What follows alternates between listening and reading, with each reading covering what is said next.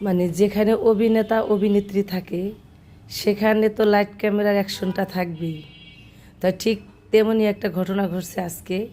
তো প্রতিদিনই এই যে দিলারা জামান আন্টি আসে আমাদের সাথে গল্প করে, হাঁটে, অনেক গল্প করি আমরা একসাথে বসে বসে। তো আজকে কি করছে, প্রথম আলোর পক্ষ থেকে আন্টির সাক্ষাৎকার নিতে চলে আসছে। মানে আন্টির নামে, মানে আন্টির উপর একটা ডকুমেন্টারি তৈরি করবে সেজন্য। তো এই যে লোকজন চলে আসছে তার, মানে এতক্ষণ সাক্ষাৎকার নিয়েছে, সাক্ষাৎকার নেওয়া শেষ, এখনও সবার সাথে মিলে মানে ছবি তুলতেছে।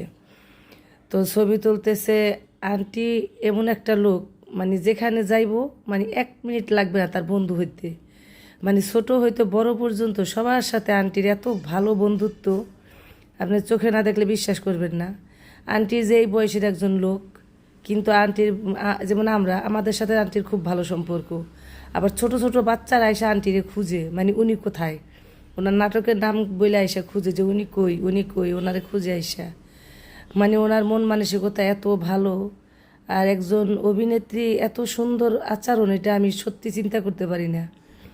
সে যে কথাবার্তা, তার মানে আচরণ সবাইকে মুগ্ধ করে রাখে।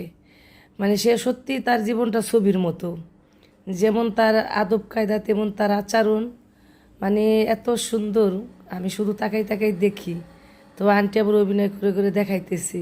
আর এই যে আমার দিকে তাকাই আছে, এই তুমি আমার সাথে কি করতেছো, এটা বলতেছে, আবার আমাকে কাছে ডাকতেছে।